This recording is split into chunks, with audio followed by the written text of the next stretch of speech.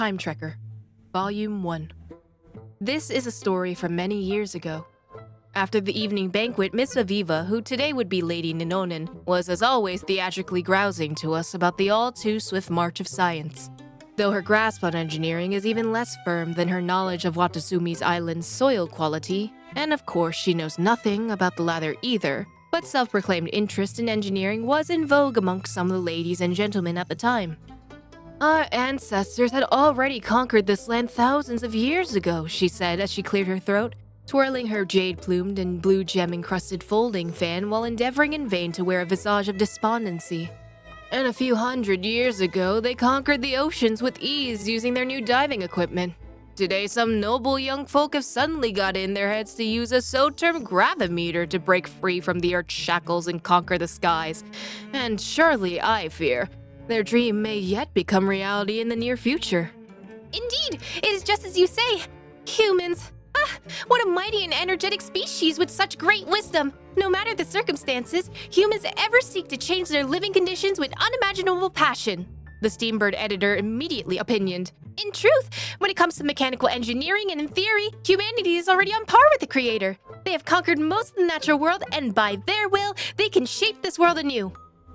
That's not what I meant to say, Miss Aviva said with an affected sigh. Those distant and dark unknown continents, those ruins hidden deep beneath the seas, all that romantic exploration and trailblazing, such great achievements, that of which has put the glorious achievements of our sciences and reasoning on full display, have all become lost to our civilization. Our forebears reached too high and achieved too much, leaving too little for us to explore or conquer. Should there be a sadder fate to befall those ladies and gentlemen amongst us who were born to crave the exploration of the unknown? Here her pretentious invocation of the legendary King Argeadai's words seemed an attempt to prove how truly this state of affairs hurt her. However, everyone simply sat around lazily and at most giving polite nods. Lady L lightly yawned. Seeing how no one answered, Miss Aviva's enthusiasm faded as she proceeded to switch the topic to next week's ball. This was evidently a more popular topic, and the stiff atmosphere once again grew lively. Monsieur Rattard was just about to regale us with a tale that he had heard in Sumer regarding a tower, a mage, and a glass ball. But before he could begin, Mr. Sirik, who had remained silent till now, interrupted. Good Miss Aveva, the things you said certainly left an impression on me. He lit a cigarette. However, you need not worry. There is still one space that has yet to be subdued by humanity. Indeed. If the required techniques do not emerge, I fear it will never be. Where's that? Rattard asked with a sullen look on his face. He had been so very confident about his monkey story after all. Time. The room fell silent momentarily before all present broke out in laughter. What preposterous talk, Dr. Reiner declared, trying not to laugh. Firstly, how can time be considered a part of space? Can you separate yourself from time and exist independently in space alone? What do you mean? I mean to, at this moment, still be speaking to me and in the next disappear without a trace. Is this possible? He waited for a moment, as if waiting for the others to think. Obviously, anyone with the capacity for rigorous thought would know for certain that much like length, width, and height, time is also a dimension of space. As such, it is part of nature, and thus can be conquered. Utterly preposterous, the doctor muttered, but did not refute the statement. I have been involved in research of this sort for some time, he continued, and have come up with a machine that can allow people to travel through time as they please. This machine will be ready in 2 months. At that time, Miss Aveva, I invite you and all the ladies and gentlemen present here to my workshop to bear witness to humanity's next great achievement, the conquest of time. Miss Aveva did not speak. In fact, from her expression, our noble friend did not understand Mr. Sirik's words at all. Volume 2.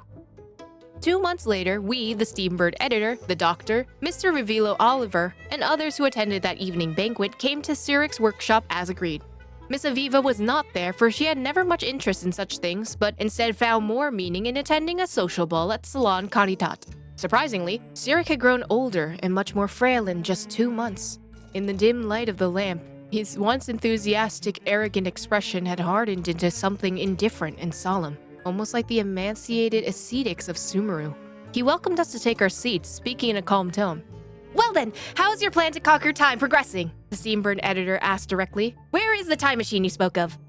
Sirik did not reply. Instead, he pointed to the desk next to him. Our gazes followed, and in the middle of that table was a gold-plated, whale-shaped model airship, about the size of a small clock. Even a non-professional eye could readily discern that the model was of exquisite craftsmanship. Beneath its clear crystal shell, an indistinguishable and formless color flowed ever so slowly, glowing faintly in the lampshade's shadow. "So," the doctor said, "it took you 2 months to make this little toy that would amaze even Lepot's artisans?" "It certainly looks like nothing special," Sirik said, an inscrutable emotion shining in his eyes that could almost be called pity. "But this is simply a projection of an object that left in this moment, just as one can only see a thin line when viewing paper from the slide." Slithering nonsense. For some reason, Sirik did not refute that statement, merely asking us in a calm tone to hear him out concerning his time travel experiences. We agreed, and so he began to tell the story I shall now relate below, without interruption from beginning to end. For all of you, it was 2 months ago when I first told you of the idea of a time machine. Similarly, it must have been a week ago when I finished constructing said device and stepped into it, initiating the very first instance of time travel in human history. The strange sensations that came over me as I traveled through time are beyond words, just as there are no words in which one can impress the star's brightness upon a blind person. About 20 minutes after this, though describing time travel by using subjective time is quite meaningless, the machine ceased operation. I looked about me then and realized that I was in a Remurian imperial settlement.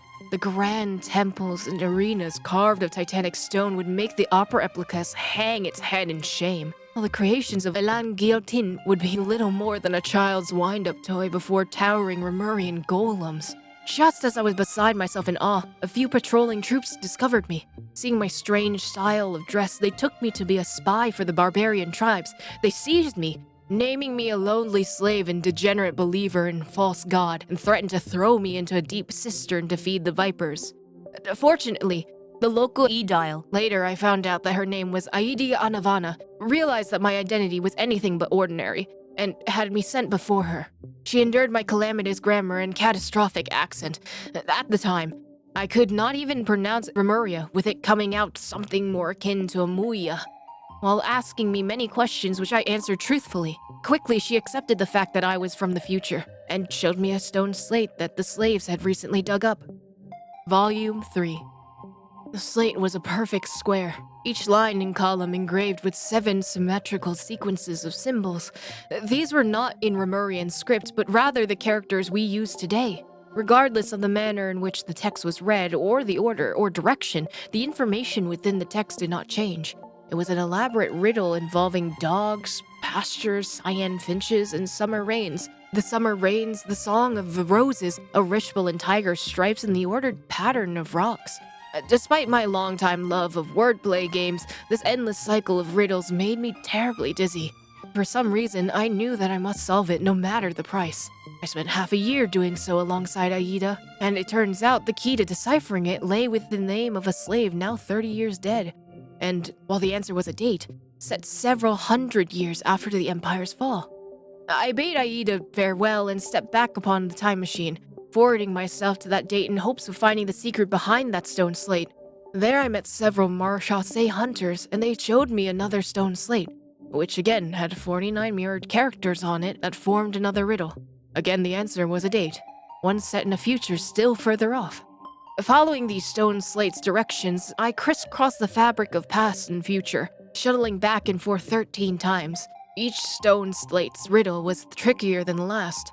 One of them could only be cracked using a bad romance novel that could only be published 300 years hence. The 5th word of the 37th page of that book would form a conjugate with the full name of the 37th Maison Gardiennage officer from 337 years ago. Another riddle cipher was based on a white flower that will only bloom several millennia in the future. I know not its name, and its pistil structure is very strange indeed. It might be a mallow of some sort, but I cannot be sure. That flower is nourished by skylark calls, and so one of the clues to its cipher was the number of ribs on the skylark during the Remurian times. I suppose that is, generally speaking, just how the riddles worked. The final stone slate came from the underground storeroom of the Basil Elton Memorial Museum, and had not but one number on it: 0. I do not know what I was thinking at that moment. After all, setting my destination to 0 is an action utterly devoid of meaning. But I punched the number into my machine all the same and pulled the control lever. After who knows how long, the machine stopped. I sensed I was floating atop a sea with no waves or tides, for even the wind did not exist in that moment. The sky that loomed overhead was not blue, but a dark red adorned with countless stars, pale and distant, like salt frost lining the shore. I stared at this very first of oceans, transfixed. And several minutes passed before I realized there was something shadowy hidden beneath the placid surface. It was the POwl Memoria, which should not be there. At that moment, I could hear someone call me by name.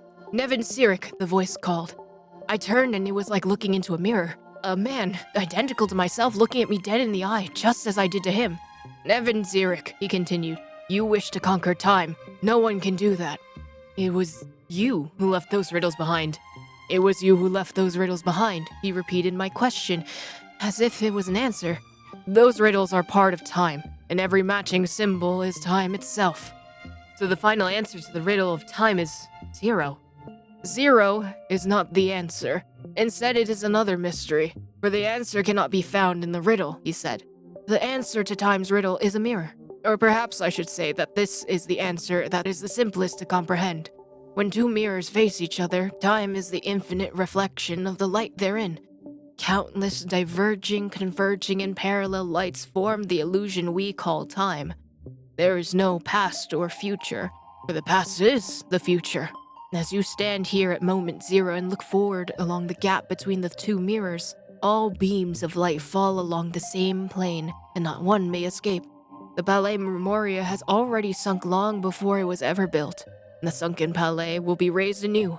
Joy, sorrow, tears, and death must infinitely recur, for this is the nature of a mirror. Similarly, you can never conquer time, just as you can never grasp your shadow in your hand." Perhaps it was the horror or momentary frenzy, but when he finished, I whipped out a firearm I kept for self-defense, leveled it at his head, and pulled the trigger. The room was silent. "I did not expect you to believe me," Sirik said as he stood up, his eyes sweeping the room. "Just take it as a bunch of bunk that I made up to cover for my inability to make a time machine. Make it of some lame tale, a dream born purely of delusion. In any case, ladies and gentlemen, I shall take my leave of you. My future self awaits a riddle that I must set him." I never saw Sirik Nevin again.